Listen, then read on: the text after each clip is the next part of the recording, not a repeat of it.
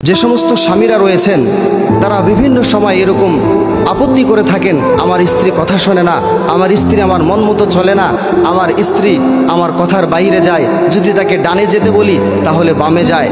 এবং অনেক সময় স্ত্রীর প্রতি রাগান্বিত, স্ত্রীর প্রতি সমস্ত রাগ আর ক্ষোভ আমরা ঝেড়ে ফেলি। অথচ স্ত্রীর সঙ্গে সুন্দর থেকে সুন্দর আচরণ কথা বলা হয়েছে। আল্লাহ রসুল সাল্লাল্লাহু আলাইহি ওয়াসাল্লাম স্ত্রীদেরকে কাচের পাত্রের সঙ্গে তুলনা করেছেন। অর্থাৎ কাচের পাত্র যেরকম আস্তে করে রাখতে হয় আবার আস্তে করে উঠাইতে হয়, ঠিক স্বামীরাও স্ত্রীদেরকে আস্তে করে উঠাইতে হবে, আস্তে করে রাখতে হবে। হুটহাট কোনো ধরনের কোনো সিদ্ধান্ত নেওয়া যাবে না, হুটহাট করে কোনো এরকম বিদ্রূপ আচরণ করা যাবে না যে আচরণের কারণে আপনার স্ত্রী আপনার প্রতি তার ভালোবাসা কমে যায়। আমাদের স্বামীরা যারা রয়েছি, দেখা যায় আমরা কর্মব্যস্ততার কারণে বাসা থেকে যখন বের হয়ে চলে আসি তখন বাসার কথা একেবারে ভুলেই যাই। সারাটা দিন আপনার স্ত্রী ঘরে রয়েছে, হয়তো একাকী কি করতেছে না করতেছে আমরা কিন্তু সেরকম কোনো খোঁজ খবরে নিতে চাই না। হয়তো কাজের ফাঁকে 1 মিনিট 2 মিনিট একটু খোঁজ খবর নেওয়া, তার হালপুর্সি করা, তার সঙ্গে একটু গল্প করা, তাকে একটু সময় দেওয়া, আমরা স্বামীরা এগুলো করতে চাই না। আমরা শুধু চাই স্ত্রীরা আমাদের বাধ্যগত হবে, স্ত্রীরা আমরা যেটা বলবো সেটাই করবে, আমার খেদমত করবে, আমার রান্না বান্না করে দিবে, আমার কাপড় চোপড় ধুয়ে দিবে, বিভিন্ন ধরনের খেদমতের আঞ্জাম দিয়ে যাবে, আর আমার কোনো দায়িত্ব নাই। এটা কোনোদিন হতে পারে না। স্বামী হিসেবে আপনারও কিছু দায়িত্ব রয়েছে। যদি এই দায়িত্বগুলো আপনি ঠিকমতো আদায় করতে পারেন তাহলে প্রতিটা স্ত্রী প্রতিটা স্বামীকে তার হৃদয়ের সমস্ত নিংড়ানো ভালোবাসা দিয়ে ভালোবাসবে, যদি আপনি স্বামী হিসেবে আদর্শ স্বামী হতে পারেন। সুতরাং স্ত্রীকে সময় দিতে হবে। আমাদের দাম্পত্য জীবনের যে ফাটলগুলো হচ্ছে, দাম্পত্য জীবনে যে তালাকের পর্যায়ে চলে যাচ্ছে, এর অধিকাংশ কারণ হচ্ছে আমরা নিজেদের স্ত্রীদেরকে সময় দিতে চাই না। অর্থাৎ আমাদের ইনকাম টাকা ইনকাম, এই উপার্জনের এই চিন্তায় এই চেতনায় যখন আমরা দুনিয়ার মধ্যে বিভিন্ন কাজের মধ্যে লিপ্ত হয়ে যাই তখন আমাদের স্ত্রীদেরকে ভুলে যাই। সারাদিন কাজকর্ম করা শেষে বাসায় যখন যাব, স্ত্রীকে একটু সময় দেব, তার সঙ্গে একটু গল্প করব, তার সঙ্গে একটু খোশ গল্প করব, তার দুঃখ, তার মনের বেদনা, তার আকাঙ্ক্ষাগুলো একটু শুনবো, তার সঙ্গে কথা শেয়ার করব। কিন্তু আমরা এগুলো করতে চাই না। সারাদিন কর্মব্যস্ততার ফলে আমরা বাসায় যখন ফিরে যাই তখন আমরা আর স্ত্রীদেরকে সময় না দিয়ে বিছানায় শুয়ে পড়ি, আবার সে সকালে বের হয়ে চলে গেলাম। অথচ আপনি কি পরিমাণ ব্যস্ত, আল্লাহ রসুল সাল্লাল্লাহু আলাইহি ওয়াসাল্লামের থেকেও কি আপনি ব্যস্ত হয়ে গেছেন? কখনো না। আল্লাহ রসুল সাল্লাল্লাহু আলাইহি ওয়াসাল্লাম তো স্ত্রীদের সঙ্গে গল্প করতেন। মা আয়েশা সিদ্দিকা রাদিয়াল্লাহু তাআলা আনহার সঙ্গে তিনি খেলাধুলা করতেন। চাঁদের রাত্রে তিনি হাঁটতেন আল্লাহ রসুলের স্ত্রীদেরকে নিয়ে, জ্যোৎস্না রাতে হেঁটে হেঁটে বেড়াইতেন, তাদের সঙ্গে খেলাধুলা করতেন, এমনকি দৌড় প্রতিযোগিতাও করতেন।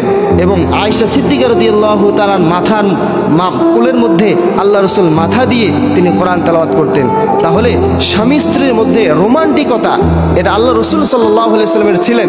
এমনকি আল্লাহ রসুল সাল্লাল্লাহু আলাইহি ওয়াসাল্লাম যখন মুকিম ছিলেন তখন প্রত্যেকটা স্ত্রীর খোঁজ খবর না নিয়ে তিনি ঘুমাইতেন না। প্রত্যেকটা স্ত্রী ঘরে ঘরে যাইতেন, তাদের খোঁজ খবর নিতেন, তাদের সঙ্গে সময় দিতেন।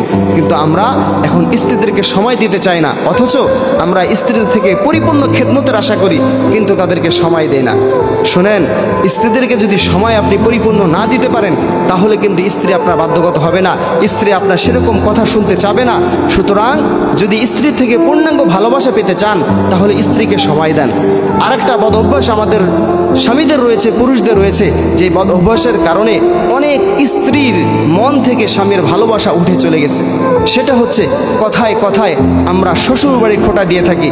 হ্যাঁ, তোমার বাবা এরকম, তোমার মা এরকম, তোমার বোন এরকম, তোমার ভাই এরকম, একবার খোঁজ নিল না, ফোন দিল না, আসলো না, বিভিন্ন ধরনের শুধু খোঁটা দিতেই থাকি। একটা কথা মনোযোগ দিয়ে শুনে রাখেন, যদি স্ত্রীকে খুশি করতে চান, যদি নিজের বিবিকে আপনি আনন্দিত করতে চান, তাকে যদি খুশি দেখতে চান, তাহলে এর চেয়ে ভালো ঔষধ, এর চেয়ে ভালো উপায় আর হতেই পারে না।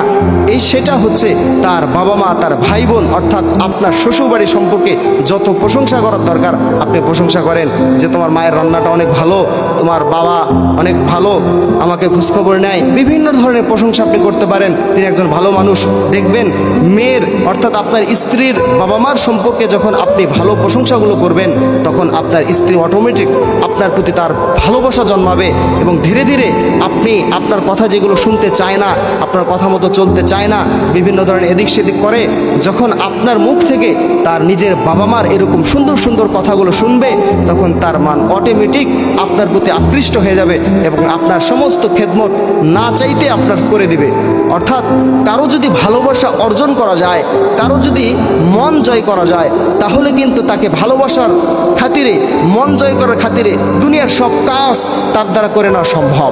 এজন্য আসুন আমরা স্ত্রীদেরকে সময় দিব এবং তাদের ভালো ভালো গুণগুলো নিয়ে তাদের প্রশংসা করব।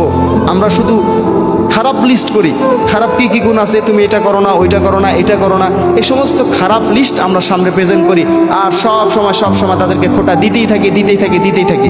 অথচ তাদের তো কিছু ভালো গুণ রয়েছে। সুতরাং খারাপ গুণগুলোর দিকে না তাকাইয়া যদি ভালো গুণগুলোর দিকে তাকান, সুতরাং ভালো গুণগুলো দিয়ে তাদের যদি প্রশংসা করতে পারেন, তাহলে সে অটোমেটিক তার খারাপ গুণগুলো ভালো গুণে পরিণত হয়ে যাবে এবং আপনার আমার দাম্পত্য জীবনগুলো সুখময় হয়ে যাবে, আপনার আমার দাম্পত্য জীবনগুলো জান্নাতি হয়ে যাবে। এই জন্য আমরা সকলেই স্ত্রীর প্রশংসাগুলো করব এবং যেই ভুলগুলো রয়েছে এগুলো ভালোবাসা দিয়ে, মায়া দিয়ে, প্রেম দিয়ে, প্রীতি দিয়ে তাকে বোঝানোর চেষ্টা করব। ধীরে ধীরে তাকে ভালোবাসার মায়ায় আবদ্ধ করে প্রেমের জালে ফাঁসাইয়া তাকে সে সমস্ত কাজগুলো আমরা আঞ্জাম করে নিব। একটা মানুষ পূর্ণাঙ্গ কখনো হতে পারে না। আমরা স্বামী যারা আছি তারাও কি, আমাদের কি কোনো দোষ নেই? অবশ্যই আমাদেরও দোষ রয়েছে। সুতরাং মানুষ হিসেবে সে একেবারে ফেরেশতা হবে এমনটা না, তার কিছু খারাপ গুণও থাকতে পারে। তবে দেখুন ভালো গুণ বেশি নাকি খারাপ গুণ বেশি। যদি ভালো গুণ বেশি হয়ে থাকে তাহলে সেগুলো আলোচনা করুন এবং খারাপ গুণগুলো ধীরে ধীরে তাকে বুঝায়া সমঝায়া আপনি ফিরে আনতে পারেন। সুতরাং হুটহাট করে কোনো সিদ্ধান্ত, হুটহাট করে তাকে বকাঝকা করা, তার দুষ্টিগুলো ধরা, বারবার খোঁটা দেওয়া, এতে করে দেখা যাবে যে তার মনে আপনার যে ভালোবাসা ধীরে ধীরে একটা গাছ বপন করতেছিল, একটা বীজ বপন হচ্ছিল, এই বীজ, এই গাছটা নষ্ট হয়ে যাবে, আপনার প্রতি তার সম্মান, রেসপেক্ট কমে যাবে। তখন ধীরে ধীরে এই দাম্পত্য জীবনে ফাটল চলে আসবে। এতে আসুন আমরা আমাদের স্ত্রীদেরকে সময় দেব এবং তাদের ভালো ভালো গুণগুলো আলোচনা করব, খারাপ গুণগুলো বুঝাই দেব। আর স্ত্রী যারা আছেন তাদেরও সেম প্রসেস, যে তা স্বামীর ভালো ভালো গুণগুলোর দিকে লক্ষ্য করেন। অনেক স্ত্রীরা আছে এরকম বলে যে 14 বছর সংসার করলাম, 10 বছর সংসার করলাম, তোমার সংসার আমি কিছুই পাইলাম না, দুঃখ কষ্ট আর এই একজোড়া কাপড় ছাড়া। তো এরকম যদি আমরা স্বামীর নাশুক্রিয়া করি, আমরা যদি স্বামীর অকৃতজ্ঞ হই, তাহলে কিন্তু সেই স্বামীর মায়া ভালোবাসা আপনার প্রতি হবে না। সুতরাং যদি স্বামীর ভালোবাসা পেতে চাই, প্রতিটা স্ত্রীরও হবে স্বামীর খেদমত করা, তাদেরকে সময় দেওয়া, তার চাহিদা অনুযায়ী নিজেকে সেভাবে প্রেজেন্ট করা। সুতরাং উভয়ে যদি সমন্বয় করে চলতে পারে, তাহলে একটা দাম্পত্য জীবন সুখময় হবে ইনশাআল্লাহ।